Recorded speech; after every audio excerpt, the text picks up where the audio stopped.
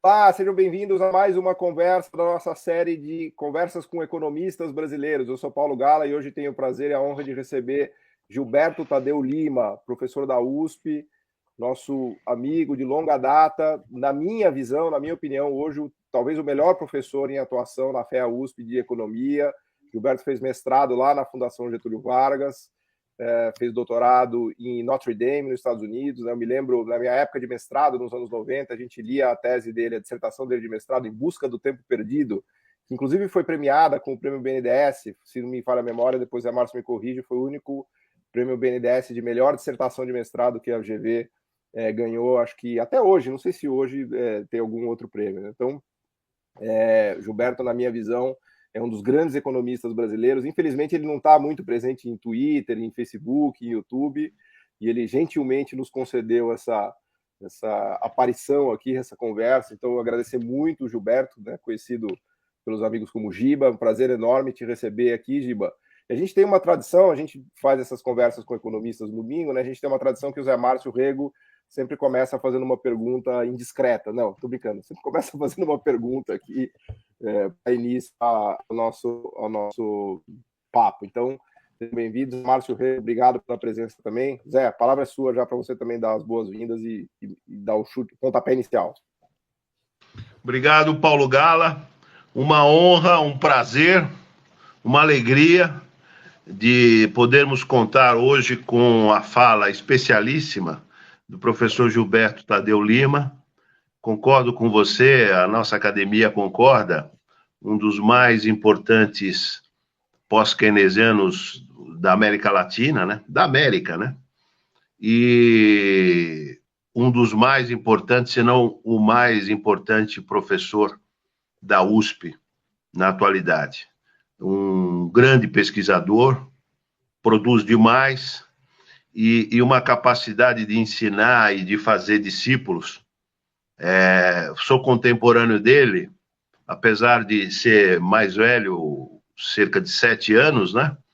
E tive o privilégio de estudar, fazer a pós-graduação e algumas matérias com o Gilberto. E o Gilberto Tadeu Lima tem uma outra coisa, além da sua inteligência que Deus lhe deu, é um CDF, né? Ele é mais CDF. Eu sou um RDF, um rego de ferro. O Gilberto é um CDF. Pra vocês terem uma ideia, e aí passo a palavra imediatamente para ele, uma ocasião iria o Pércio Arida fazer uma aula para nós, e nós, nos preparando para a discussão com o Pércio Arida, ficamos 36 horas discutindo, 36, claro, não ininterruptas, né? Em 6 ou 5 sessões. O Gilberto Tadeu Lima e eu, 36 horas nos preparando para a discussão de retórica com o Pércio Arida. Não é verdade, Gilberto? Um prazer, uma honra, a palavra é tua. Eu ia pedir, se você pudesse falar da tua trajetória até chegar à atividade docente. Obrigado, Gilberto. Bom, super obrigado, Paulinho, Zé. Certamente é um prazer participar desse bate-papo com vocês. Como disse o Paulo no começo, né? Eu não sou um habitué, eu não tenho uma presença muito ativa nessas mídias sociais, ainda que seja, digamos, um pesado usuário do e-mail, né? Esse é o meu, esse é o meu meio de comunicação principal. Mas mesmo não ter uma participação ativa, né, nesse tipo de mídia, né, eu tenho notícia, quer dizer, já chegou a mim, o quanto esse tipo de bate-papo tem ressonância, o quanto ele é assistido, o quanto ele gera de discussão interessante. Então, para mim, quer dizer, certamente é um prazer participar. E é claro, não apenas da oportunidade de conversar sobre coisas interessantes, mas interagir com duas pessoas estimadas, né? E aí, como disse o Zé Márcio, de fato, quer dizer, a gente teve a oportunidade de interagir bastante, o Zé, na época do mestrado, quer dizer, quando o Paulinho, acho que estava, talvez no primeiro ano do ensino... Não, do ensino fundamental 1, talvez, né? Zé, no ensino fundamental 1, né? Mas... quer dizer, certamente foi, quer dizer, um período riquíssimo de interação com o Zé Márcio sobre várias questões, quer dizer, na área de metodologia, questões econômicas em geral, que a gente pode depois retomar, tá? Mas, quer dizer, minha trajetória, quer dizer, que me trouxe até aqui, eu desde o início tive interesse por economia. Eu lembro quando eu estava contemplando o que fazer, né? Quer dizer, naquele período duvidoso, usual, né? Mas eu tinha muito interesse por questões, digamos, de Brasil, aplicadas ao Brasil. Enfim, eu lia com muita frequência jornal, conversava muito. A minha mãe, que era viva, era alguém que me estimulava muito, né, a acompanhar o noticiário, né? Era um período em que o acesso ao noticiário não era como é hoje, né? Que hoje você dá um clique e sabe o que está acontecendo na China, ou o que aconteceu na China 2 segundos atrás. Quer dizer, o acesso à informação era muito mais seletivo, muito mais parcial, muito mais defasado, né? E aí, quer dizer, era o final dos anos 70, a gente vivia aquele período conturbado no Brasil, né? E eu lembro que eu ficava frequentemente discutindo com a minha mãe questões de política nacional, ali na cozinha de casa, né? O meu tio, quer dizer, irmão da minha mãe, também era uma presença frequente lá em casa. E eu lembro que a minha mãe, muito preocupada, né? Enfim, quando eu me exaltava um pouco mais nas críticas ao governo de então, ela falou, não, abaixa, cuidado, tem a vizinhança, quem sabe abaixa a polícia aí, você vai em cana, enfim, aquelas coisas. E aí, quer dizer, o meu interesse pela economia foi exatamente motivado, enfim, pela minha curiosidade em entender, quer dizer, o mundo econômico, os problemas do Brasil. Mas, quer dizer, surpreendentemente, mas aí tem uma razão que eu já vou dizer qual é, né? Surpreendentemente, tão logo, digamos, eu me enveredei pela minha formação mais de pós-graduação em economia, o meu interesse acabou sendo despertado cada vez menos por questões aplicadas, ou por questões de conjuntura econômica e política, né? E a minha pesquisa, a minha formação desde então, e a minha dissertação de mestrado entra nessa seara, né? Mas também a de doutorado, depois a pesquisa subsequente, ela ironicamente ou não, né? Digamos, ela se voltou cada vez mais para a pesquisa teórica, tá? Ainda sobre questões de macro, ainda sobre questões econômicas, evidentemente, mas, em parte, né, Paulinho, eu também participo um pouco desses fóruns, porque a minha pesquisa acabou ganhando uma dinâmica, digamos, mais de questões específicas, mais questões teóricas, mas isso, na verdade, tem uma explicação que eu, há não muito tempo atrás, me dei conta, né? Quando eu era criança, ali pelos 10, 12 anos, eu tinha muita curiosidade sobre mecanismo.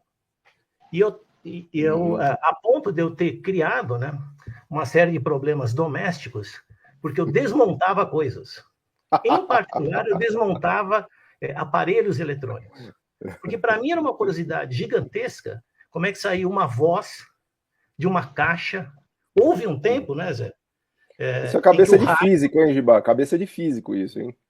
Quer dizer, físico, engenheiro, engenharia químico, eu também física. Gostava de ficar manuseando, quer dizer, eu também gostava de ficar manuseando substâncias, misturando coisas. Quer dizer, eu lembro que eu ganhei um jogo sabe, aquele pequeno químico, que quase me queimei, porque eu ficava acendendo coisa. Mas, quer dizer, tudo isso, Paulinho, tem a ver com o seguinte, né? Aí, digamos, há um bom tempo atrás eu me dei conta disso. A minha maior curiosidade era em relação à operação de mecanismos. Então, para mim, o intrigante era como que saiu uma voz de uma caixa de madeira. Para mim, o intrigante era como que um líquido dentro de um termômetro, com o passar do tempo, ele tinha a sua altura mudada, né? Até um episódio pitoresco nessa seara, né? A minha mãe ela guardava, né? Um termômetro dentro de uma caixa de joias. Evidentemente, devidamente escondida de mim, para que eu não desmontasse o que estava lá dentro. Mas, evidentemente, né, Paulinho, na primeira ocasião em que ela vacilou, eu consegui ter acesso à caixa. Você desmontou o termômetro. Com o termômetro. Aí, quer dizer, a forma que eu tinha de tentar descobrir o mecanismo subjacente à operação de alguma coisa era abrindo. Então, o que eu fiz? Eu quebrei o termômetro para sentir o líquido, tocar o líquido, etc. Bom, só essa história é maravilhosa, cara. Essa história é maravilhosa. Tinha um relógio de ouro. E aí todos sabem, né, que a combinação entre mercúrio e ouro digamos, o mercúrio é corrosivo do ouro, né? Então, o relógio de ouro da minha mãe ficou reduzido. Enfim, mas tudo isso para ilustrar, quer dizer, que a minha pesquisa... Caramba, ela podia ter deixado o termômetro na cozinha, porra. Poderia, mas aí eu ia, enfim, quer dizer, talvez o problema fosse maior, me queimasse, essas coisas. Mas, quer dizer, só para dar... Mas só, desculpa, Giba, já que você entrou aí, quantos anos você tinha quando você fez essa peripécia aí? Só para eu localizar no tempo. 10, 11, 12, por aí. Entendi. Logo depois eu ganhei um jogo de pequeno químico e também quase me queimei, quase coloquei fogo na casa, mudado o contexto. Não conhecia esse seu lado de cientista precoce, assim. Mas aí o engraçado, né, Paulinho, sabe, nunca me atraiu muito a coisa da engenharia. Né? Giba, o teu som deu uma diminuída agora, será que é só para mim? Bom. Não, tá bom, tô ouvindo bem, Pode Deixa eu só aumentar um pouco aqui. Então, mas isso explica, quer dizer, por que com o passar do tempo, a minha pesquisa se voltou cada vez mais para questões, digamos, mais específicas, questões muito mais delimitadas, muito mais que me permitem dar respostas precisas, ainda que para questões muito específicas, porque, na verdade, o que me intriga de fato, tá, em termos quer dizer, em termos da ocorrência de um fenômeno, são os mecanismos subjacentes à sua ocorrência. Por que, digamos, sabe, de um estalar de dedos segue-se um determinado som? Por que, em função da mudança na temperatura, enfim, sobe a altura ali do mercúrio? Então, quer dizer, isso explica também, quer dizer, em grande medida, né, por que a minha pesquisa tomou o rumo que tomou. Eu até queria, pegando esse gancho, e o Zé Marcos fez uma caracterização aqui que você é um grande economista pós-keynesiano do mundo, né, não só do Brasil, mas acho que é um pouco limitador isso, né? O Giba é muito mais, ele é um grande economista que pensa em várias áreas, né, do saber econômico, não só do saber econômico. Claro que para pensar macro é muito difícil você pensar macro sem ter um mínimo de perspectiva keynesiana, né? Mas eu estou só fazendo justiça aqui ao Zé que queria colocar um rótulo de pós-keynesiano e você, eu estou tirando o rótulo aqui, e eu queria também queria puxar um pouco isso que você está falando para te perguntar da sua pesquisa recente, do que você tem feito, né? Quais são os seus últimos artigos, quais são os programas de pesquisa, que daqui a pouco eu quero falar de Brasil, que você começou a conversa falando que a sua preocupação era Brasil, mas eventualmente você foi para um plano mais científico, abstrato, formal, que é a sua preocupação de cientista. Mas eu queria voltar para o Brasil um pouco, se você não se incomodar, para a gente falar um pouquinho de Brasil. Mas antes disso, conta para a gente o que você anda pesquisando, o programa de pesquisa, o que você está, enfim, publicando, porque eu sei que você está com uma agenda muito, muito produtiva, prolífica, mas como você não frequenta aqui a galera do YouTube, do Twitter e tal, eu queria que você falasse um pouco, até para motivar e para as pessoas saberem, né, o que tem sido feito. O Paulinho, só um adendozinho à tua excelente pergunta. Se o Giba pudesse falar um pouco, aí aqui puxar a brasa para a nossa sardinha, mas se foi importante, o quão importante foi para ele a passagem no mestrado na Fundação Getúlio Vargas, na EASP, tá? E até se puder emendar falar do doutorado também, enfim, que você, enfim, também acho que é legal para as pessoas, que veja, tem muita gente que está começando a estudar economia, que está entrando agora na graduação, que assiste a gente, é legal para eles verem como é que é uma trajetória de economista, né, de sucesso, quais são os caminhos, enfim, se você puder falar. Já fizemos 8 perguntas em uma aqui, mas, enfim, manda bala. Não, mas eu dou uma condensada. Então, deixa eu começar pela questão da trajetória, porque aí depois eu desemboco, quer dizer, fica mais fácil entender o que eu tenho, o que tem me motivado mais, quer dizer, no passado recente. Quer dizer, certamente a formação que eu obtive lá no mestrado da FGV, quando ainda, digamos, quando o mestrado em economia era na EASP, né? Quer dizer, certamente, quer dizer, me abriu muito a cabeça, porque certamente era uma pós-graduação bastante diversificada, quer dizer, havia o zelo pela formação tradicional em micro e macro, mas também havia, né, o apreço, a abertura digamos, a contemplação da importância na estrutura, né, de uma formação suficientemente diversificada. E certamente, né, o meu interesse por Keynes, ou por uma determinada leitura do Keynes, ou por uma determinada interpretação do Keynes e do Kalec, né? Para mim é um par inseparável, né? Pelo menos da minha perspectiva, né? Para aquilo, digamos, do qual eu nutro, né? A minha pesquisa. Então, quer dizer, certamente foi importante, quer dizer, dessa perspectiva de formação ampla, sólida e diversificada. Tá? E não por acaso, né, foi em função disso que eu fiz a opção por um programa de doutorado que simultaneamente dava uma importância grande para a formação básica em micro e macro, né, uma formação tradicional em macro, micro e econometria, tipicamente tradicional, tipicamente neoclássica, digamos, né?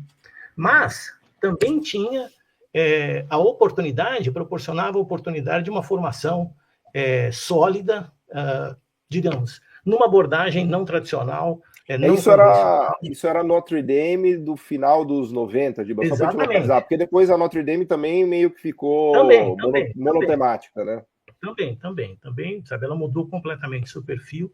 Ela era, digamos, um dos poucos programas de pós-graduação que, a meu juízo, contemplava, talvez o único nos Estados Unidos, pelo menos, que contemplava simultaneamente uma ênfase grande numa formação não tradicional, não convencional, não mainstream, mas se preocupava em oferecer ao aluno uma formação básica em economia tradicional, que é absolutamente importante, creio eu. E talvez uma das coisas que contribua, com certeza contribuiu sobremaneira para que eu consolidasse a minha visão de que conhecer teoria econômica tradicional é obrigação, não é uma escolha.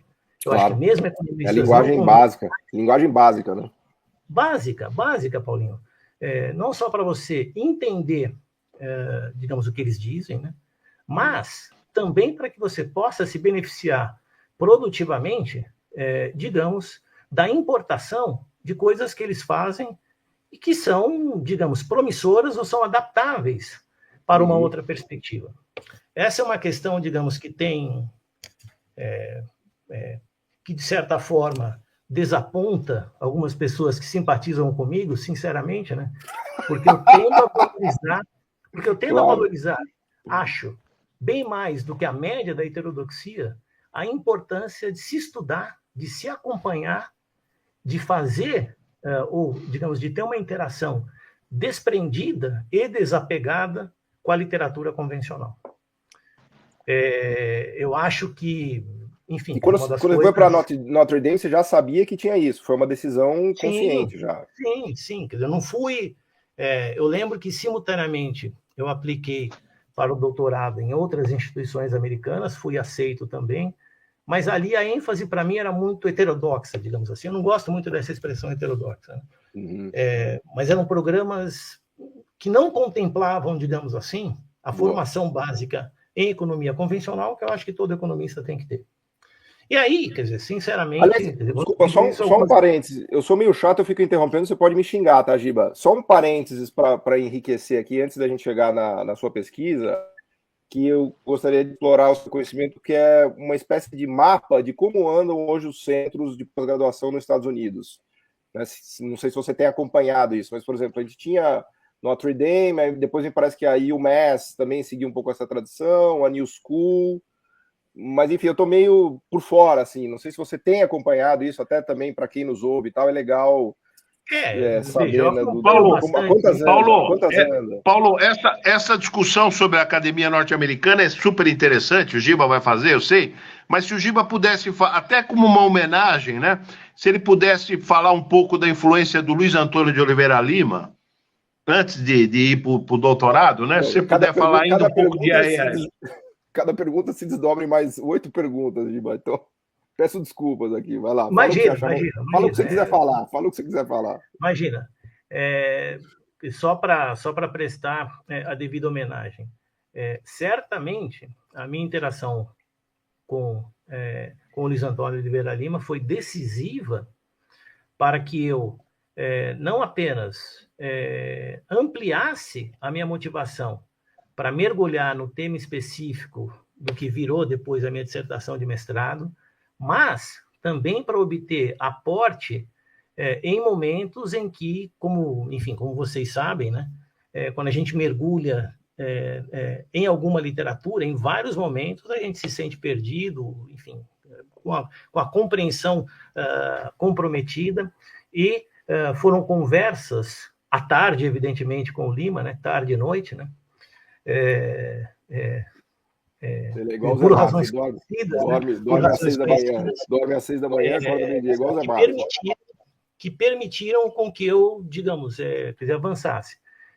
Eu, Luiz Antônio, certamente tinha profundo conhecimento, né? Tinha e tem profundo conhecimento, não apenas sobre a parte mais especificamente de interpretação do Keynes de uma determinada perspectiva, que foi aquela privilegiada na minha ali na minha dissertação, mas também do conjunto de outras interpretações do Keynes. Então, certamente foi uma influência decisiva, né? E aquela dissertação, quer dizer, sem qualquer exagero, eu diria que aquela dissertação não seria o que foi, não fosse pela primorosa orientação que eu obtive dele, né? E aí, Paulinho, veja, eu acompanho muito, quer dizer, o que está acontecendo, digamos, nos centros de pós-graduação mais abertos dos Estados Unidos, enfim, não apenas porque eu visito, vou, participo de coisas lá, mas também, né, porque, quer dizer, vários alunos meus, né, acabam tendo interesse de fazer a pós-graduação nos Estados Unidos, ou fazer o doutorado lá, né. E aí, quer dizer, certamente, veja, essa é uma pergunta difícil, num certo sentido, quer dizer, por quê? Eu acho que tem 4 ou 5 programas de ótima qualidade para quem quer ter uma formação, digamos, que privilegia uma ênfase na abordagem não tradicional, mas também tem preocupação em ter uma formação básica, digamos, em economia tradicional. Tá? Tem aí o MESC, certamente, por razões pessoais, né? Por razões de preferência minha, né? Eu acho que é a melhor alternativa hoje, né? Uhum. Tá? University of Massachusetts e o MES. Isso, tá? Tem o MES lá em Massachusetts, que, digamos, da minha perspectiva, daquilo que eu, digamos, privilegio, aquilo que eu acho que é uma formação ampla o suficiente, não só em teoria econômica convencional e alternativa, mas também em métodos quantitativos, digamos, é sempre uma primeira recomendação que eu faço para os meus alunos, né, que têm interesse, ou para quem me consulta, né? Mas, certamente, a New School continua sendo uma excelente alternativa. Eu tenho ex-alunos na New School, quer dizer, um ex-orientando de mestrado meu acabou de defender a sua tese de doutorado na New School, na quinta-feira da semana retrasada. Quem é a tese e a pessoa? Ele é o Gustavo Pereira Serra, né? O Gustavo foi me orientando no mestrado, lá na FEA, e fez um doutorado na New School, com orientação do Mark Satterfield, que é um coautor meu de várias coisas, né? E o Gustavo fez uma tese excelente sobre dívida estudantil nos Estados Unidos e as suas implicações em termos de crescimento econômico e distribuição de renda, né? A dívida estudantil americana é 1,5 trilhão de dólares. Nossa, né? É cerca de 10% de todo o endividamento das famílias americanas, que é de cerca de 15 trilhões. Aliás, desculpa, um comentário comezinho, né? É um dos exemplos do fracasso, entre aspas, americano, assim, que está massacrando os estudantes. Né? Sem dúvida, sem dúvida. Quer dizer, hoje o segundo item de dívida das famílias americanas, né? Só perde para as hipotecas, que é historicamente, sei lá, acho que é 9 trilhões, né? Mas, quer dizer, já passou o cartão de crédito, automóvel, né? Então, é o segundo item de dívida. Então, quer dizer, o americano médio ele está espremido entre a dívida da casa e a dívida do filho. Assim, é uma situação. Exatamente. Né? Dura. E com perspectivas do mercado de trabalho que são, digamos, que têm gerado perspectivas de rendimento que não são, digamos, tão suficientes assim para a sustentabilidade. Mas deixa eu só, enfim, também só para não me alongar demais nessa parte, né? O que eu tenho feito de forma mais motivada e mais animada no passado recente, em termos de pesquisa? A gente tem uma série de evidências empíricas que sugerem que padrões de comportamento heterogêneo por parte dos agentes jogam um papel essencial, não só em termos de comportamento desses agentes, mas em termos de funcionamento macroeconômico do sistema. Então, a gente tem uma vastíssima documentação empírica mostrando que expectativas de inflação, de desemprego, elas são formadas de maneira heterogênea na população. A gente tem uma série de evidências de que firmas formam preço e salários de maneira bastante heterogênea. Então, o meu interesse maior nos últimos anos tem sido na direção de voltar a abordar uma série de questões tradicionais em macroeconomia, incorporando de maneira tão completa quanto possível essa microfundamentação de heterogeneidade comportamental dos agentes. E uma heterogeneidade comportamental que também é documentada empiricamente como sendo como algo que evolui endogenamente ao longo do tempo. Ou seja, a distribuição de comportamentos na população de consumidores, por exemplo, no tocante à formação de expectativas de desemprego, ela varia endogenamente ao longo do tempo. E isso tem implicações importantes do ponto de vista dos padrões de gasto, em termos de formação da demanda agregada, em formação do nível de atividade. Você está levando a microfundamentação a sério, vai? Posso colocar dessa maneira? Digamos, é uma forma de microfundamentar a macro, né? Mas ela é muito mais rica, creio eu, primeiro porque ela não é fundada na figura do agente representativo, que é uma figura analítica útil para vários propósitos. E vários dos modelos que eu fiz e ainda faço são baseados, digamos, num comportamento representativo, que eu acho que nos leva, digamos, em algum grau, longe, né, em termos de interpretação da macro. Mas a incorporação, digamos, de microfundamentos evolucionários, como eu prefiro dizer, para essa microdiversidade que varia endogenamente ao longo do tempo, permite conceber a interação entre micro e macro de uma maneira muito mais rica e profícua, né? A micro e a macro coevoluem. Ou seja, ao mesmo tempo a microdiversidade tem uma dinâmica ao longo do tempo que é afetada por resultados macro, mas ao mesmo tempo os resultados macro, eles são resultado desse processo coevolutivo com a microdiversidade. Então, isso permite, creio eu, tratar de maneira mais rica e mais geradora de vários resultados úteis, né? Uma série de questões em macro.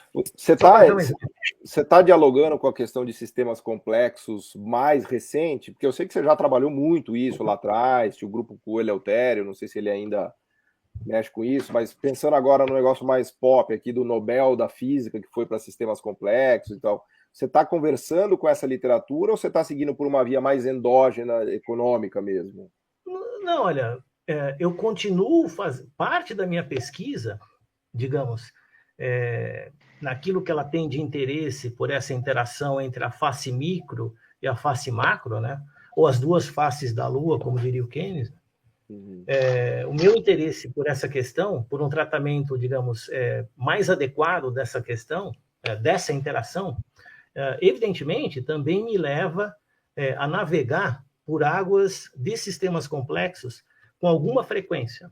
Em particular, na forma dos modelos, digamos que a gente chama de modelos baseados em agentes, que fazem uso pesado, né, da simulação computacional para poder modelar e derivar o comportamento ao longo do tempo de uma economia que tem o seu comportamento muito mais detalhado, do ponto de vista de heterogeneidade de agentes, padrões de interação, etc., etc. E aí, evidentemente, né, a macro, enquanto propriedade emergente desse processo interagido, interativo, descoordenado entre agentes heterogêneos, é alguma coisa que se beneficia sobremaneira, né, de contribuições na área de sistemas complexos. Mas a minha... Veja, então eu tenho combinado as duas coisas, Paulinho. Eu tenho combinado as duas coisas. uma microfundamentação de questões macro mais tradicional, mais analítica, sempre com modelo, né?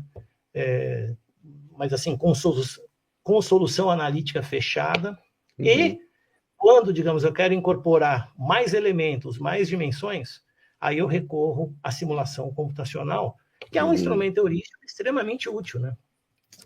Com as suas, digamos, com o seu potencial, mas também com as suas limitações, como qualquer metodologia em economia. Boa. Vamos resgatar. Gilberto, vamos resgatar. Vai lá, Zé. Faz a pergunta, depois eu faço a minha. Eu queria só aproveitar. Me escrevo para eu perguntar. Vai lá. Não, tá bom, mas eu queria só, em algum momento, se você puder falar agora ou depois, é que você... são poucos economistas assim brasileiros que no Brasil perpassou algumas das instituições, né? Você foi professor da PUC, depois você passou pela Unicamp, depois você passou pela USP, não é? E está na USP, né? Na GV também. Então você tem uma visão, ainda que talvez não tão adornada, né? Mas você tem uma visão desses. Se você pudesse falar um pouco desses centros, né? Um pouco da Unicamp, um pouco da USP, da PUC também, a GV você já falou um pouco, enfim, e você é um cara sempre presente nos encontros da ANPEC, né? Se você pudesse dar um sobrevoo... Pode falar mal, que pouca gente vai ouvir isso, viu, Giba? Fica à vontade. Não é falar mal, é fazer uma avaliação de quem passou, né? Depois a turma espalha. Depois a gente recorta e faz um meme, entendeu? Não, sem problemas. Bom, se bem, enfim, só um parênteses rápido, que eu acho que é importante também, pelo lado anedótico, né? Esse já é o 4º semestre em que eu estou dando aula remota, né? Quer dizer, todos nós estamos dando aula remota, né? Que loucura, né? E aí, em pelo menos 3 ocasiões, eu já tive que solicitar a Andrea Ximenes, super competente lá do nosso laboratório, lá da FEA, né? Para que ela editasse alguma aula minha, cortando alguma fala em que eu me empolguei de maneira, eu acho, correta, né? Que eu me indignei, melhor dizendo, de maneira correta com a nossa classe dirigente, digamos assim, né? Mas era melhor que aquilo não passasse para a posteridade. Então, de vez por outra, por favor, André, aqui no minuto 1:51.17, sabe, os próximos 15 segundos você corta. Mas aqui não tem problema, não vou falar nada aqui. Não, isso aqui está sendo gravado, não está sendo aberto, então dá para o Paulinho editar.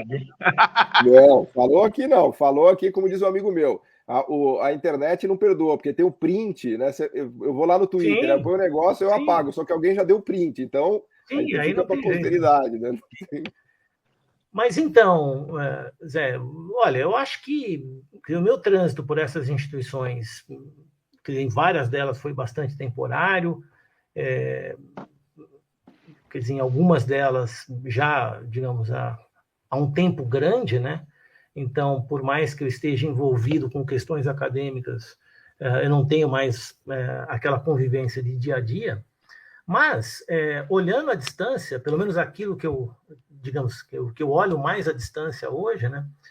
Certamente o ensino de economia, enfim, vou me limitar a São Paulo, mas eu acho que é extensivo ao restante do Brasil. Certamente a gente melhorou qualitativamente e quantitativamente muito em termos de oferecimento de alternativas de formação sólida e suficientemente diversificada em economia.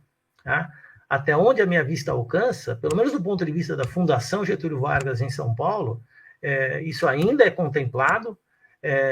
Do ponto de vista, quer dizer, da PUC, que eu acompanho menos, mas por aquilo que eu acompanho, certamente, aquela tradição crítica, aquela tradição de formação ampla, tem sido, enfim, tem tido continuidade, o que eu acho extremamente positivo, né?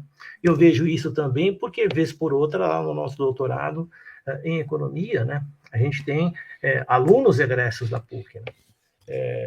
O próprio André Roncalha, quer dizer, um exemplo desse tipo. O André foi meu aluno, participei de banca, sabe, da banca dele, acompanhei, sabe, de perto toda a pesquisa dele, que culminou na tese de doutorado, enfim. Então, quer dizer, a minha avaliação à distância também é positiva. Talvez por uma questão de, digamos, de proximidade de linha de pesquisa, né? Eu tenho mais contato com o pessoal da Unicamp. Tanto é que eu, enfim, até hoje, né? Eu sou co-orientador de doutorado, né? Oficialmente falando, de uma aluna de lá, tá? Juntamente com a Carol Baltar, que é professora da Unicamp. Quem é a aluna? A Lilian Rolim Nogueira, né? Que está fazendo uma tese de doutorado excelente, a Lilian, né? A Lilian agora está em Pisa, na Itália, né? Está lá com a turma do DOSE, passando lá um período de alguns meses, né? No âmbito de um doutorado sanduíche pela FAPESP. Mas a Lilian está fazendo uma pesquisa, ela está escrevendo uma tese de doutorado excelente, fazendo uso exatamente de uma modelagem computacional baseada em agentes, para analisar questões de conflito distributivo, como que isso gera inflação, como é que gera desigualdade distributiva, enfim. Então, Zé, com certeza, a minha avaliação dessas várias instituições, a minha eu não vou nem falar, porque, por definição, certamente, eu acho que a gente tem feito um bom trabalho, quer dizer, a FE, hoje, né, o Departamento de Economia é diferente do que ele era, sei lá, 10, 15 anos atrás, ou 20 anos atrás, quando eu cheguei lá, mas eu acho que a gente tem feito um bom trabalho, né, de manutenção de algum espaço adequado e de boa qualidade, eu acho, para uma formação suficientemente diversa. Você tem quem tá nesse grupo com uma visão, vamos dizer assim, de espaço adequado, para usar o seu termo, é a Laura Carvalho, o Fernando Rudiski, né?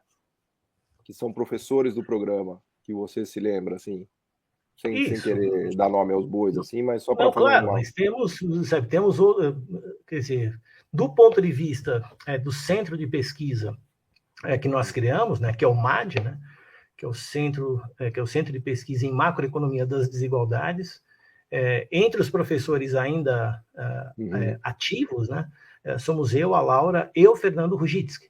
Mas a gente conta ainda com a colaboração, né, de outros professores, de outros colegas que também têm participado lá do nosso doutorado em Economia do Desenvolvimento. Gilberto, Paulinho, agora deixa eu só... Se inscreve aí, que agora é a minha pergunta. Deixa eu só pendurar minha pergunta, ele responde depois a tua, pode ser? Então vai. Você pendura, mas a gente vai avaliar se vai, pergunta. Aí se ele gostar ou não, é porque o Gilberto, assim como eu, sempre desenvolveu pesquisas em economia, ele de forma muito mais competente que eu, mas com um olho também na literatura brasileira e mundial. Aliás, o título da dissertação de mestrado dele tem uma alusão cifrada a Marcel Proust, né? Em Busca do Tempo Perdido.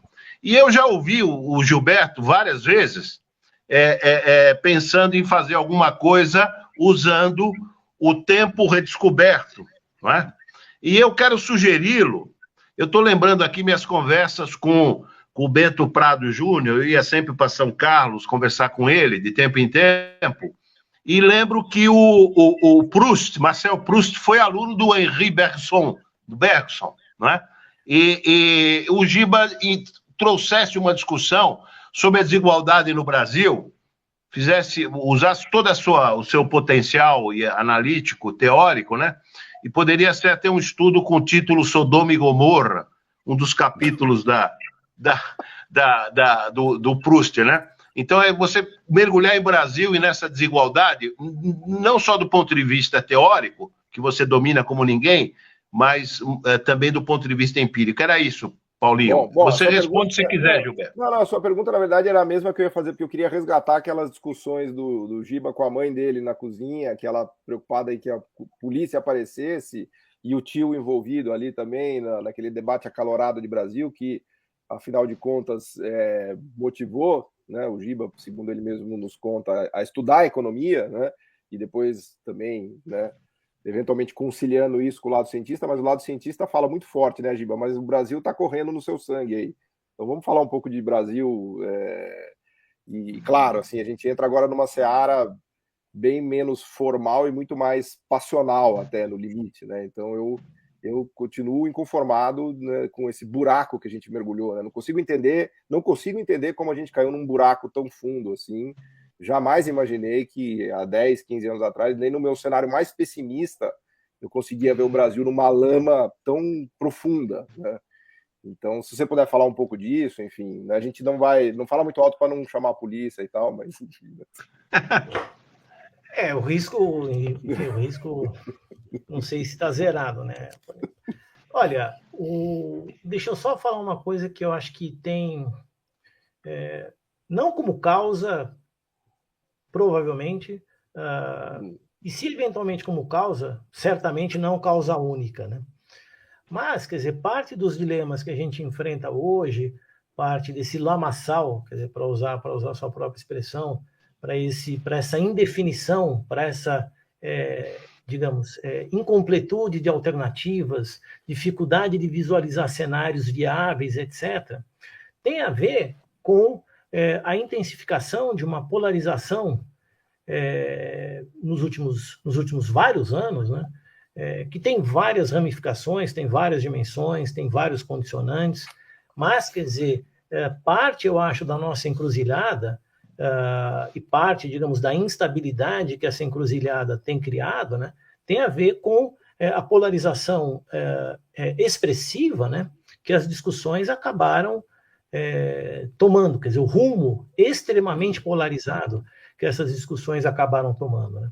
E isso a gente observa nas discussões em economia, sabe? Isso a gente observa no nosso mundo mais específico de economista, quer dizer, o que tem a ver, né? E aí eu já, enfim, quer dizer, fazendo digamos, uma brevíssima digressão para além de Brasil, mas para voltar a ele, né?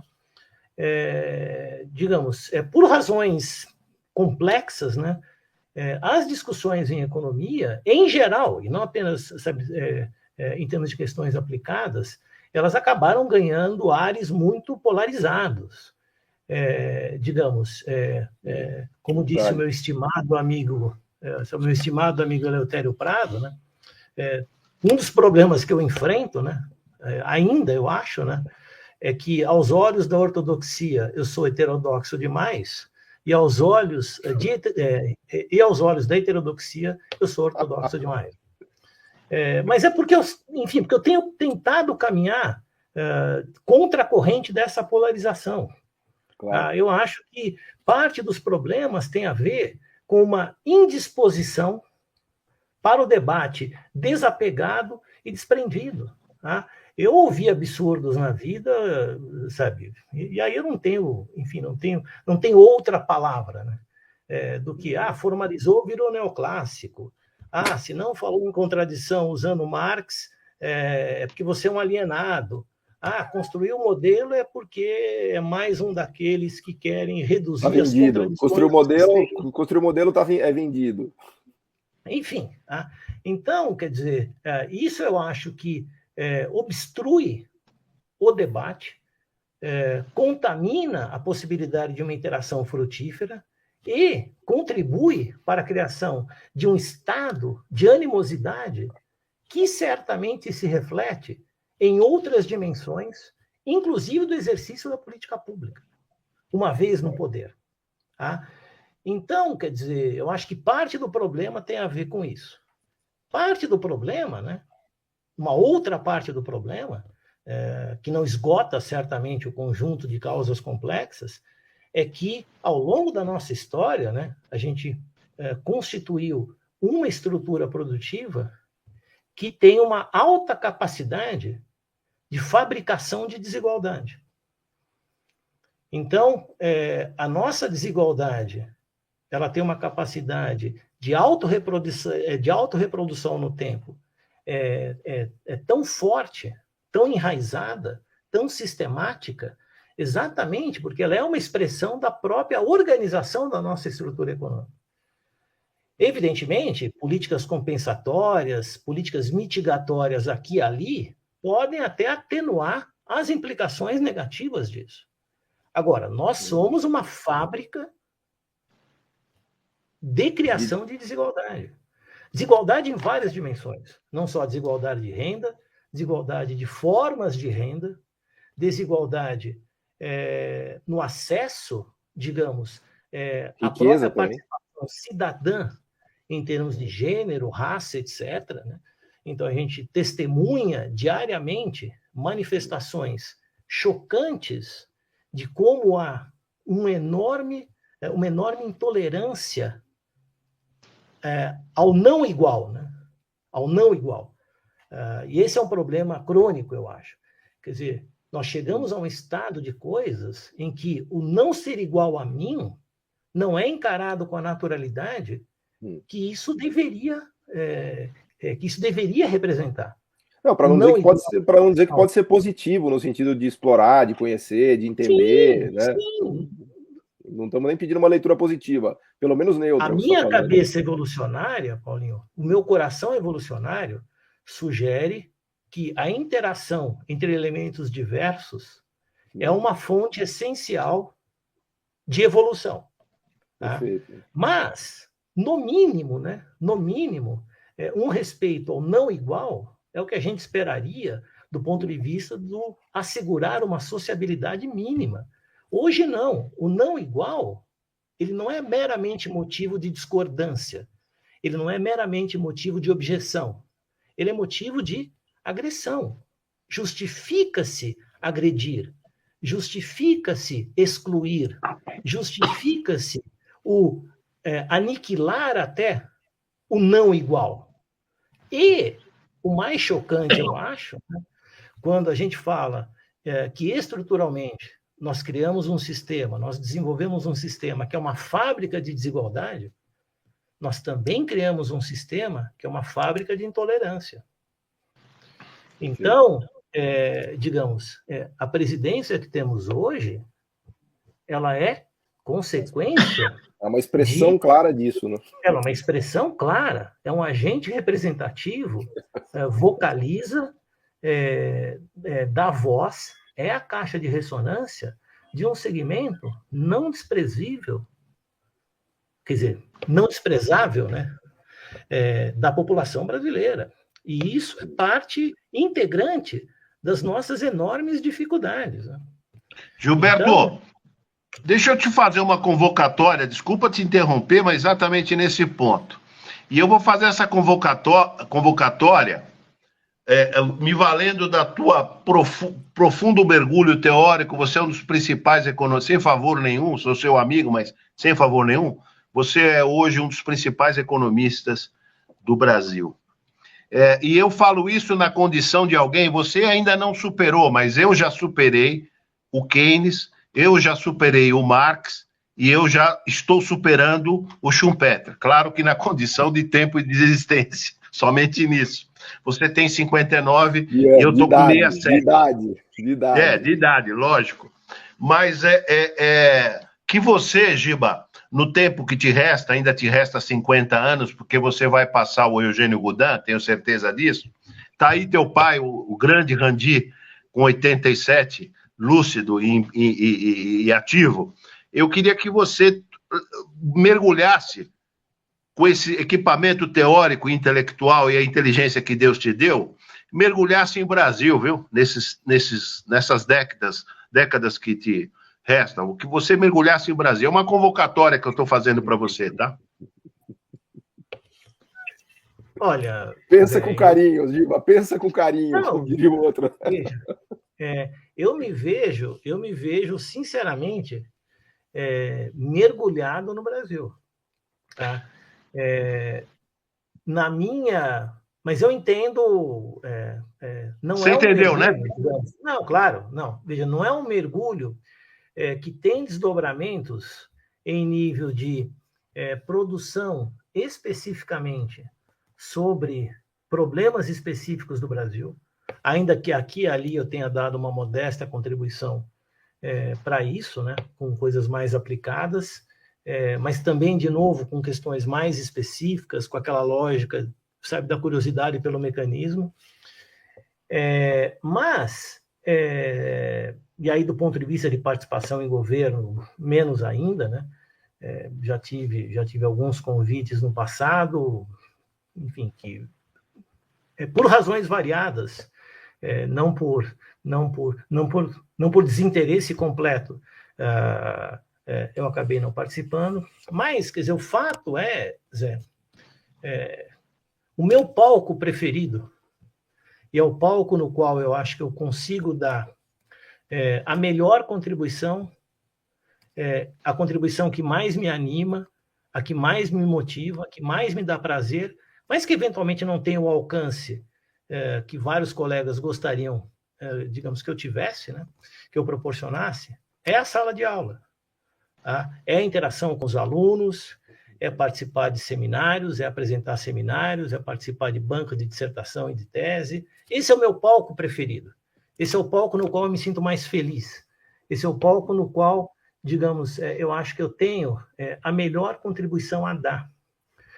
Por quê? E aí, de novo, deixa eu fazer uma rapidíssima digressão mais ampla, de cunho mais metodológico, mais metateórico, para depois voltar. Take your time, não precisa ser rapidíssimo, não. Take your time. Olha, Zé, e aí, com o Paulinho eu também já discuti várias questões metaeconômicas ou de metodologia em economia.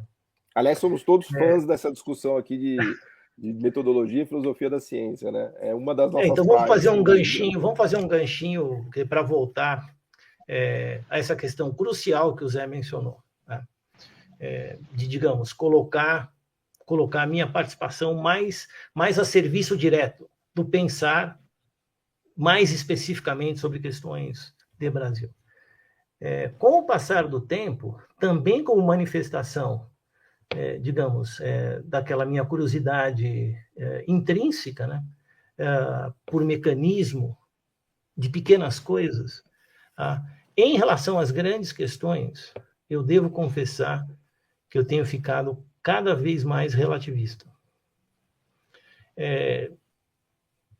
Tem horas que eu não me manifesto, mesmo numa conversa, digamos, localizada, ali no café, sobre alguma questão mais ampla sobre o Brasil, ou sobre o mundo econômico, digamos, mais geralmente, porque certamente são questões sobre as quais a minha convicção é muito pequena. Então, Zé, eu vou te dizer sinceramente, em parte, também, eu me debruçar sobre essas questões, quer dizer, o meu timing também é muito diferente, quer dizer, sabe, quando me fazem uma pergunta muito geral, sabe, eu também não consigo responder de forma muito, muito convicta de imediato, né? Então, quer dizer, enfim, por força da forma como as coisas evoluíram. Então, para mim, não é trivial. Quer dizer, se eu tiver que responder, e aí, enfim, eu digo isso com todo respeito, sabe, que sem qualquer desrespeito. Tá?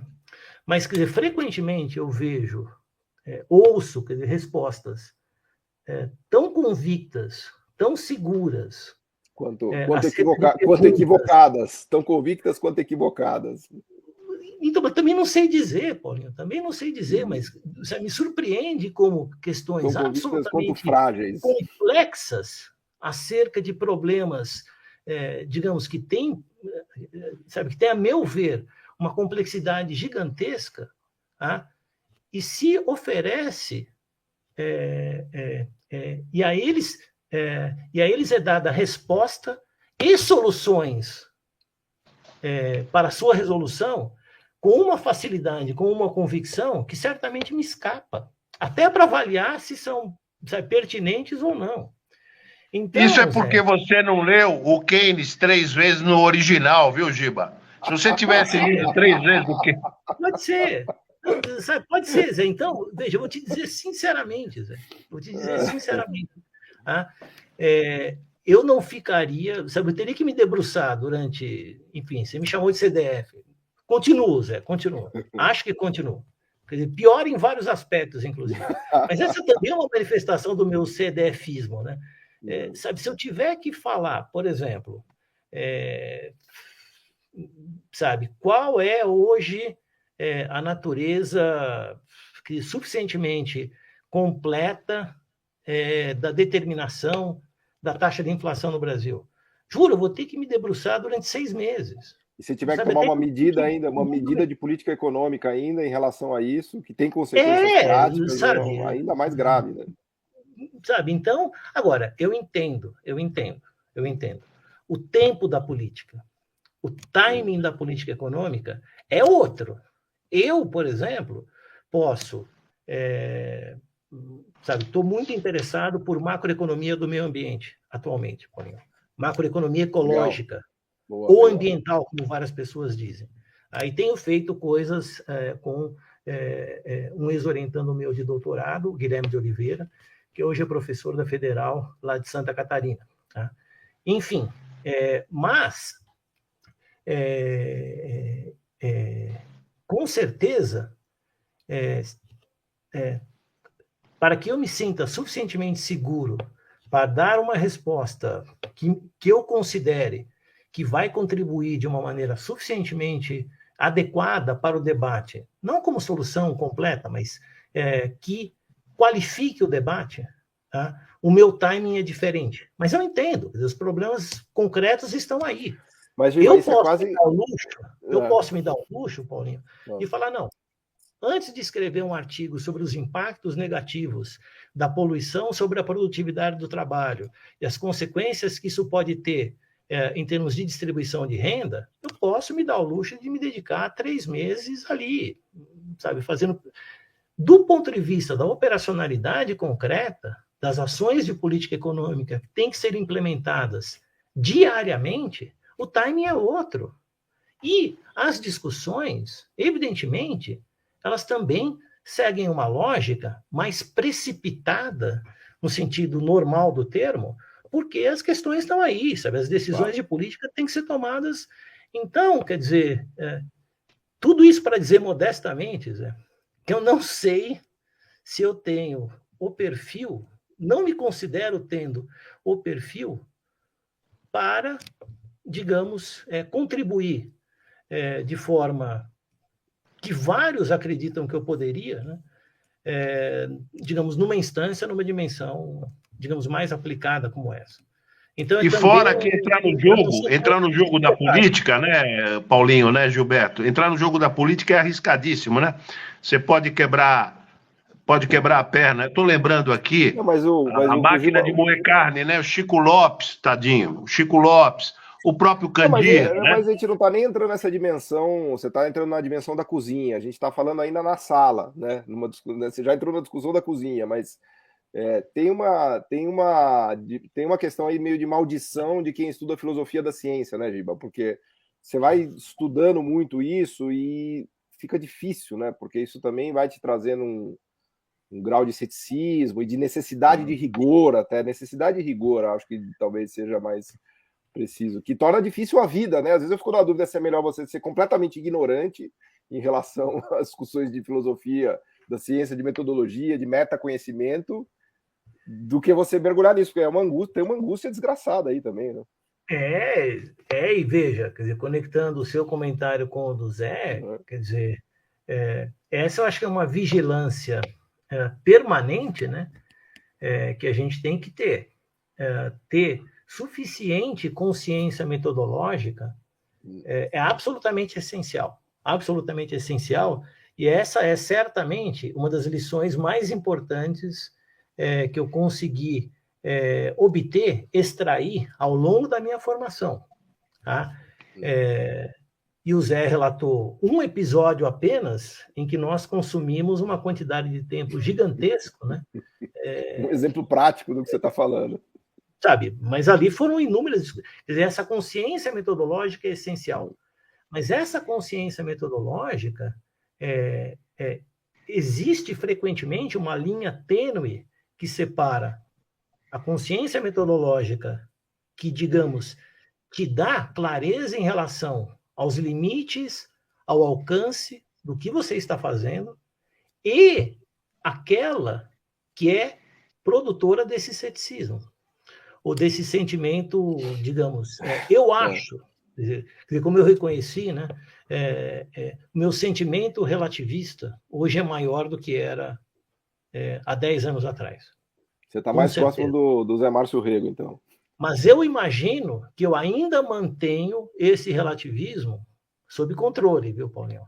Ele ainda não me levou ao sentimento de que nada pode ser feito, de que tudo, digamos, é indecidível, né? Para usar uma expressão do nosso estimado Derrida, né? Mas, quer dizer, me leva, digamos, a ser muito zeloso, digamos assim. Talvez zeloso até demais, mas aí, paciência, sou eu, né? Enfim, não é outra pessoa, sou eu. Mas eu tenho esse zelo muito grande. Quer dizer,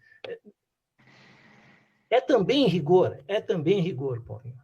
Mas é mais do que isso, eu acho. Quer dizer, é um sentimento de completude e de satisfação com relação à avaliação que está sendo feita. Mas, evidentemente, de novo, né? O tempo da produção de conhecimento menos aplicado, mais teórico, etc., é absolutamente diferente do tempo das decisões efetivas de política, com o agravante, evidentemente, desses problemas da cozinha. Mas mesmo que a cozinha esteja limpa, aciada, ela seja pilotada por agentes com suficiente altruísmo, né? Só a operacionalidade propriamente dita, ela exige um pragmatismo, sabe? Ela exige uma rapidez de tomada de decisão, ela exige até a tomada de decisão sob bases frequentemente muito mais intuitivas do que aquelas bases do Keynes, do Keynes de tomar decisão sobre o futuro, né? Entendeu?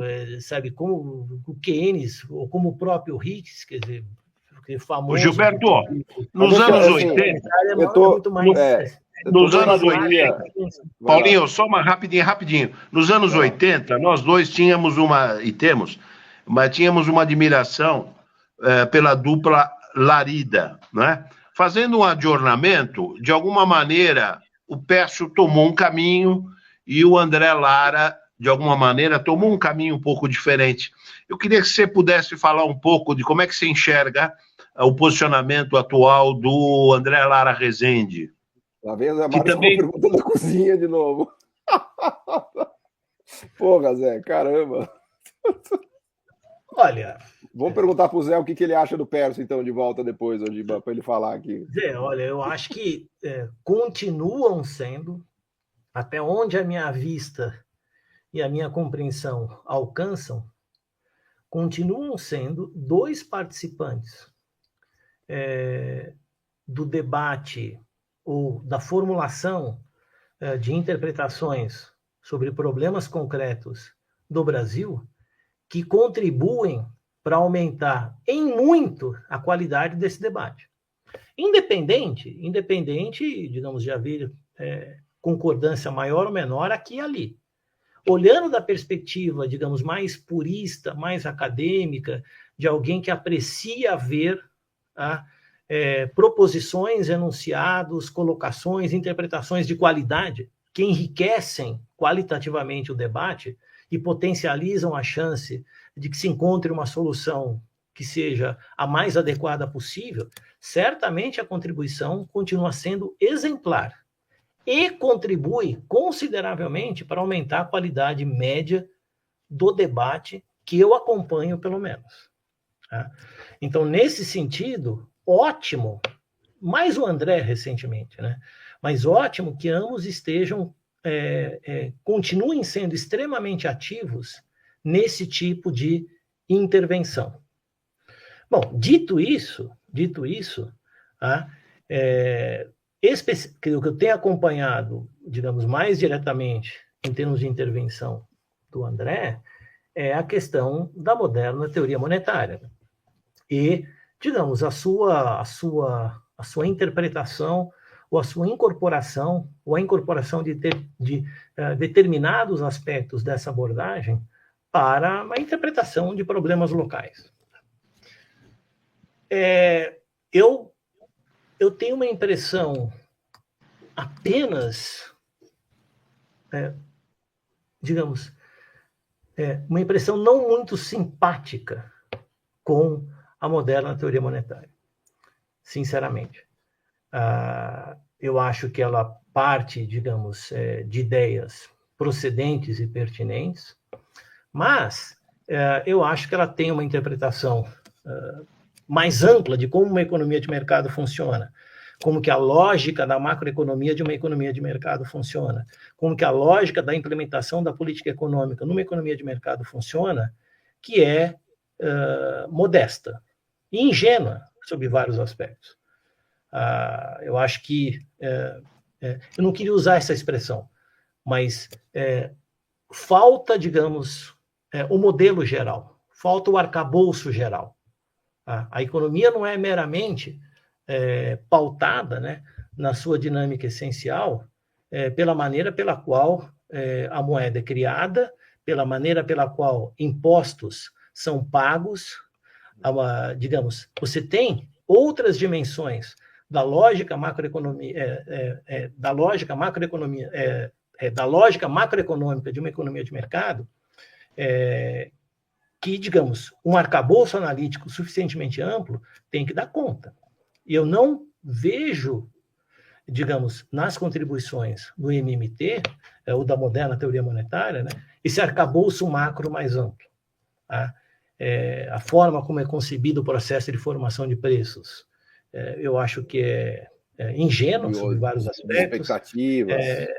A formação de expectativas é outra, as restrições em nível do exercício daquele tipo de proposta de política num contexto de economia aberta ou de economias hiperglobalizadas. A aplicabilidade, digamos, ela é muito circunscrita a determinada posição, digamos, no sistema financeiro internacional. Então, quer dizer, eu acho que são boas ideias, para as quais, entretanto, se dá uma aplicabilidade, uma generalidade que me parece precipitada. Tá? Até onde, digamos, até onde eu tenho acompanhado a produção, digamos. Mas, quer dizer, independente disso, no mínimo, o que eu acho que talvez tenha sido de grande, digamos, de grande consequência importante desse resgate, né, é que há, digamos, uma interpretação problemática, né, no mínimo, né, ainda predominante, com relação à dinâmica do endividamento, tá, ao papel da taxa de juros como instrumento privilegiado no alcance de determinados objetivos macroeconômicos e dos riscos associados a determinadas estratégias de política fiscal. Então, a meu ver, o grande benefício, né, digamos, de estar em voga esse conjunto de avaliações no âmbito da moderna teoria monetária não é exatamente as propostas em si que eles oferecem, mas, na esteira dessas propostas, eu acho que isso tem suscitado um repensar importante acerca dos limites da política monetária, em particular, do uso privilegiado da taxa de juros. Também a crítica à austeridade, né, Giba? Porque o pacote dele é um pacote de quando eu falei da política fiscal, é também nesse sentido, né? Entendeu? Gilberto, Zé, eu queria... Nosso tempo está estourando, mas eu queria aproveitar, nós estamos no canal dele. Eu queria fazer uma homenagem ao Paulinho Gala. Se você pudesse falar um pouco da influência, de alguma maneira, que o Paulinho é a nova geração, né? A influência que o Paulinho... que o Paulinho Gala teve. Ou, se você quiser, você pode também falar da a pouco de influência que eu tive em você lá atrás. A influência que você teve em mim é enorme. Eu aprendi demais com você. Então, se você puder homenagear o Paulinho Gala, se você não quiser, você pode homenagear a mim também, que você está homenageando ele. Então... Só o Zé Márcio Rego que é capaz de fazer uma intervenção dessa, cara. Puta merda. Mas olha, Paulinho, veja só. Vamos aproveitar para fazer uma homenagem ao Zé Márcio, nós dois, então. É mais justo. Tem coisas... Talvez uma grande homenagem que a gente possa fazer ao Zé Márcio, né, Paulinho? Tem coisas que têm que ser ditas e quase ninguém tem coragem de dizer. É verdade. Né? Em geral, elas são ditas pelo Zé Márcio. E essa também é uma virtude, quer dizer, porque a gente fica, às vezes, muito cheio de dedos, a gente fica muito preocupado com as aparências, a gente fica muito preocupado em não chocar, a gente fica muito preocupado em não ferir suscetibilidades indevidamente, mas tem questões que têm que ser colocadas, tem perguntas que têm que ser feitas, tem opiniões que têm que ser verbalizadas, né? E ainda que o Zé Márcio tropece, às vezes, nesse afã de ocupar esse espaço de dizer o que ninguém tem coragem de dizer, mas tem que ser dito, né? Em geral, eu acho que ele contribui, entre outras formas, desta maneira, né? Então, quer dizer, é mais uma Zé Marciada, né? Mas uma Zé Marciada. Esse termo é maravilhoso, né? Entendeu? Não, veja, tanto que é dele, não poderia ser de outro. É tão autêntico, é tão representativo, inclusive por ser um termo formulado por ele. Né? Eu queria... Vai lá. Quer dizer, então, mas assim, eu acho que o próprio fato de eu ter, de forma tão animada, de forma tão satisfeita, tão digamos, lisonjeada, ter recebido o convite para participar aqui hoje, poder compartilhar com vocês várias opiniões cada vez mais idiosincráticas, né? E frequentemente contra a corrente, como as minhas, são uma demonstração de como esse vínculo ele é importante, como eu valorizo exatamente a contribuição essencial que está sendo dada por vocês na criação desse espaço de veiculação de ideias. Então, essa talvez, Zé, seja a grande homenagem. Claro, eu poderia aqui, o Paulinho vai lembrar de várias conversas que tivemos, pessoais, mas várias delas por e-mail, né, Paulinho? Uma das coisas, e aí só uma certa inconfidência, não para deixar o Paulinho, digamos, numa saia justa, mas aí, enfim, aí também ele responde se ele quiser. Mas, Paulinho, você sabe que eu sempre fiquei intrigado com uma coisa. Eu sempre achei que um artigo sobre retórica, tema sobre o qual nós discutimos várias vezes, que eu já tinha discutido com o Zé Márcio inúmeras vezes, mas eu acho que, pelo que eu me lembro, as nossas primeiras conversas foi sobre esse tema. Enfim, retórica, depois pragmatismo, quando você foi dar aquele seminário lá na FEA, quando eu era coordenador de seminários, etc, etc. Enfim, mas eu compartilhei com você várias vezes que eu achava que um artigo excelente sobre retórica seria a retórica da retórica. Ou seja, a aplicação das regras de retórica do Pércio, por exemplo, ao próprio Pércio, ou à própria McCloskey. Ou seja, submeter o projeto da retórica a uma análise retórica dele próprio. Eu lembro de ter compartilhado com você, digamos, essa que me parecia, e ainda me parece uma boa ideia, e, salvo impressão equivocada da minha parte, você nunca demonstrou muito entusiasmo por essa ideia. Não sei se você não demonstrou entusiasmo porque você não achava que ela era uma boa ideia, ou porque você, como eu, não tem muita convicção com relação à viabilidade de levá-la avante. Né? Então, quer dizer, mas com certeza isso em nada desabona a enorme impressão positiva que sempre me causou as várias digressões metodológicas que tivemos. Que no fundo isso que você levanta é fantástico, que é um pouco isso conversa um pouco com a ideia da hermenêutica, né? Como é que você faz a hermenêutica da hermenêutica, né? Como é que você faz a análise retórica da retórica, e é algo meio circular, assim, né? E até agora, isso é um tema que interessa demais, assim, até você resgatando isso, né? Eu me lembro de várias conversas que a gente teve e tal.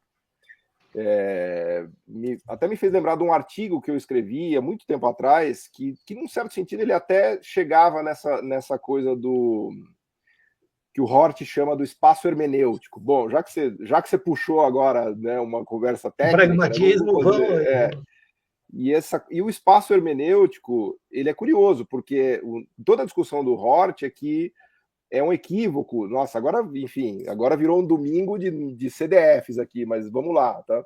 Toda a discussão do Hort é que substituir o espaço epistemológico é que não há como você criar um espaço epistemológico puro. O melhor que você pode fazer é transformar o espaço epistemológico num espaço hermenêutico. Sim. E o espaço hermenêutico, por definição, ele tem sempre uma porta aberta de conversa, de debate e tal, que é um pouco o que o Zé Márcio faz, né? Eu brinco que das Zé Marciadas, em geral, tem umas 7, 8 Zé Marciadas que são um fiasco completo. Mas as duas que ele acerta são gols no ângulo, né? Que ele faz aquela Zé Marciada que é um gol no ângulo. Então, todo esse projeto de conversas com economistas, conversas com historiadores, filósofos, que ele acabou pegando do Arjo Kleimer lá e ampliou, né? É um pouco esse exercício do espaço hermenêutico, né? E a gente até trouxe para o YouTube, então a gente ficou muito feliz aqui de você ter aceitado, porque é difícil chegar numa resposta final, né? Ó, mas me dê 30 segundos só para dizer uma última coisa. Não, te dou uma hora, Giba. Pelo menos um dos projetos que a gente está desenvolvendo lá no MAD é um sobre desenvolvimento na Amazônia, desenvolvimento inclusivo e verde lá na Amazônia. Até temos conversado com a turma lá da Federal do Pará, o nosso estimado amigo comum, o Danilo, né? Danilo Araújo, figuraça. Danilo Araújo. Danilo Araújo Fernandes. Fernandes, exatamente. Tá? Mas eu estou coordenando junto com a Laura, né, esse projeto que é financiado pela Open Society Foundations, né, dirigida no Brasil pelo Pedro Abramão Vai, que é aquela fundação do Soros, etc., entre outras iniciativas muito elogiáveis dele. Mas nesse projeto que eu coordeno com a Laura Carvalho, tem uma parte sobre estrutura produtiva, e esse eu estou coordenando mais diretamente. Tá? Então, quando a gente começou a conversar sobre, sabe, o que a gente ia desenvolver nessa área, evidentemente, uma das coisas que de imediato me ocorreu é a aplicação da abordagem da complexidade econômica, a área de pesquisa para a qual você tem dado contribuições super importantes aí nos últimos anos, a essa questão. Bom, como para cada ideia promissora que eu tenho, a probabilidade de que alguém já tenha implementado é sempre acima de 90%, não surpreendentemente, quando eu fui, digamos, mergulhar nesse tema, eu vi que um pessoal lá da Federal de Minas Gerais até já o tinha João feito Romero. algo desse tipo. Isso, João Romero, amigo João, nosso, figuraça. Sabe, o João Romero vai participar aí desse projeto. Temos conversado bastante com ele, conversei bastante com ele, e ele vai ser um participante ativo desse nosso projeto. Então, quer dizer, tudo isso para dizer que no mapeamento de formas de encaminhamento desta questão, digamos, de estrutura produtiva na Amazônia, me ocorreu de imediato a possibilidade de aplicação da abordagem da complexidade econômica, em grande medida, graças à sua contribuição. Eu já tinha lido as coisas do Barabasi lá atrás, quando eu tinha interesse em redes complexas, né? O Hidalgo, ele foi aluno de doutorado do Barabasi, e o meu interesse era por redes complexas. Inclusive, eu acho que foi Notre Dame que ele fez também, viu? Eu acho que ele estava em Notre Dame, não me fala mesmo, não sei se era Notre Dame. Ele fez o doutorado em Notre Dame, porque o Barabasi dava aula em Notre Dame. Então. Notre Dame. Contato lá com o Barabasi, claro, Notre Dame. Isso. E aí depois o Hausmann, digamos... pegou aquilo e... Enfim. Mas o meu interesse à época era, sabe, como alternativa a jogos evolucionários para analisar a interação entre agentes heterogêneos. Mas aí, em grande medida, Paulinho, só me ocorreu a possibilidade, de imediato, de usar essa abordagem como um aporte para essa análise que nós estamos fazendo da questão da Amazônia, no âmbito desse projeto, graças a você e a sua participação ativa, né, digamos, na veiculação, na difusão e no avanço dessa literatura no âmbito do Brasil. Ora, Paulinho, eu vou me permitir, nem tudo são flores. Nem tudo são flores. Lá vem um puxão de orelha, já senti pelo tom de voz. Eu não posso dizer que talvez, frequentemente, o otimismo de vocês com relação a promover alterações na estrutura produtiva, eu não vou dizer que é exagerado, mas é muito maior do que o meu. Não, sem dúvida. Até porque se não fosse esse otimismo, a gente não estaria pesquisando isso, né? Ô, Giba, Olha, quando você esteve em Notre Dame, aliás, eu te visitei lá, o Barabás já estava lá, fazendo não, né? surpresa, fazendo uma surpresa. Para quem É não verdade, sabe, o Zé pegou o carro e foi guiando até Notre Dame. Um belo dia, o meu pai estava me visitando lá, isso foi no segundo semestre de 2004, né, Zé? Isso, não! Não. Não, foi 1996. Não. Que 90... E aí, não, isso. Não. Foi 94, Zé. Foi 95. Tá? E aí, um belo dia, meu pai atende o telefone, Paulinho. Ele estava me visitando lá. Tá, o Zé Márcio na portaria. E diz o seguinte: olha, o Zé Márcio disse que está aqui na cidade e daqui a 10 minutos ele está aqui. Falei, pai, é piada. Pai, você conhece o Zé Márcio? Imagina. Não sei o que. Ele disse que veio de Nova York. E não é que 10 minutos depois, quem chega na minha porta, José Márcio Regro e o seu amigo. Enfim. Uma Zé Marciada que foram contar em Nova York. Não, eles pegaram o carro em Nova York e foram guiando. Conta aí, Zé, porque dá umas 3, 4 horas. Sem carta, assim, né? E sem carteira de habilitação, né? Não, eu estava sem a carteira lá e fui alugar eu falei, pô, que saudade do Giba. Eu estava em Nova York, saudade do Giba. Tinha ido na Columbia University. Saudade do Giba. Aí eu falei, quer saber? Eu vou alugar um carro e vou visitar o Giba, achando que era São Paulo, Ribeirão, a distância, no máximo. E no fundo era São Paulo, Campo Grande. É longe, mais de 1.000 quilômetros. Notre Dame fica mais lá pro lado de... Uns 1.300. Mais. Aí fui numa locadora, estava sem... Não lembro exatamente onde fica. Perto de casa. Estava sem a carta, né? Numa locadora, um mexicano. Aí aluguei o carro e fui embora. Primeiro aí no meio do caminho... Você alugou um carro sem carta, que já é sem carta, eu mostrei a identidade, né? E aí deu uma caixinha mexicana, já viu, né? E aí fui embora. No meio do caminho eu descobri que era longe, né? Falei, putz. Aí comecei a acelerar, né? Aí o guarda parou, eu falei aí um guarda parou, seus documentos, papapá, né? Eu ainda falei, dancei, né? Eu tava com umas pedras brasileiras, né? Na mala, eu falei, ó, gift for you. Semi-preciosas. O cara falou, não, bom. Aí eu vi McNamara, McCloskey, um nome do cara. Ele falou, esse cara não vai... Seus documentos, passaporte, papapá, e eu dei a carteira de identidade e até eu acreditei que era a carteira de motorista. Ele falou, senhor, por que o senhor está correndo tanto? E eu estava próximo do hospital em que o Figueiredo fez uma cirurgia de coração, sei lá. Em Cleveland, que é um puta centro, né? Eu falei, olha... eu falei, seu guarda, senhor, desculpa, eu tenho uma consulta em Cleveland, eu tô com um problema cardíaco e eu tô atrasado para a consulta, então eu tô acelerando por esse motivo. Inventei na hora, né? E eu falei com tal franqueza que até eu acreditei nessa história e ele também.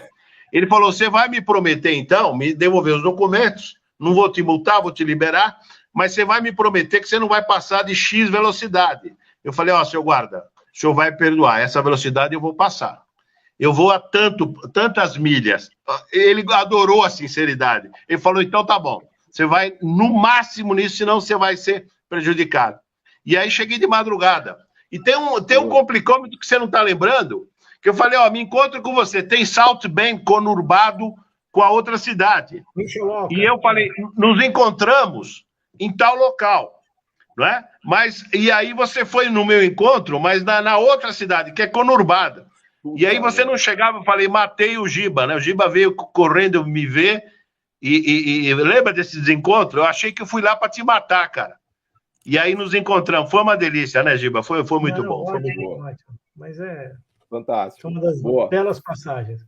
Boa. Giba, muito obrigado. Batemos aqui já uma hora e meia. Eu que agradeço enormemente.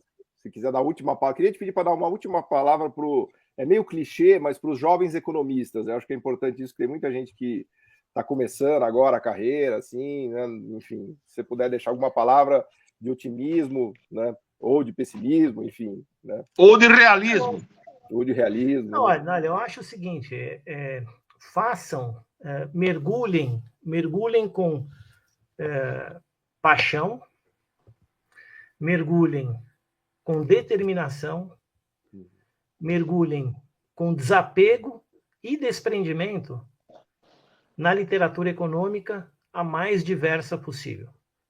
Procurem obter a formação mais ampla, mais eclética, mais diversa possível nas várias dimensões.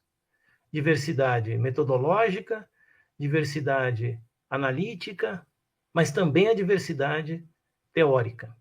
Como eu já reiterei mais de uma vez, né, parte do debate, ou em boa medida o debate tem sido inefetivo, creio eu, ou subutilizado como mecanismo de geração de alternativas promissoras por conta de uma indevida polarização existente.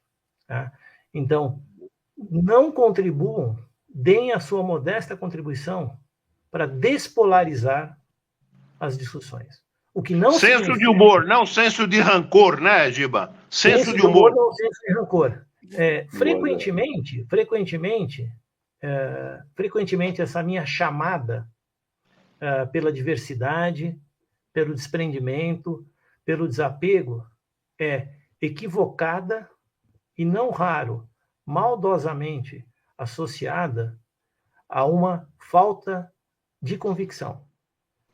Não é inimigo da criação de convicções sólidas um espírito aberto, desprendido, desapegado e não dogmático. Desconfiem do excesso de convicção. Não caiam no canto da sereia da convicção extrema. Não raro, a convicção extrema, ela se esconde atrás do dogmatismo para justificar a sua impossibilidade de dar respostas robustas a argumentos contrários. Reeditar convicções de autores passados de forma acrítica e irrefletida é um refúgio seguro, promissor, produz boas carreiras, mas, a meu ver, não contribui para o salutar debate aberto.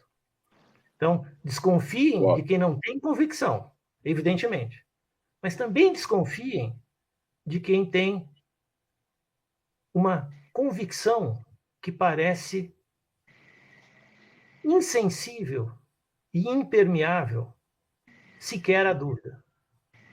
A dúvida faz bem.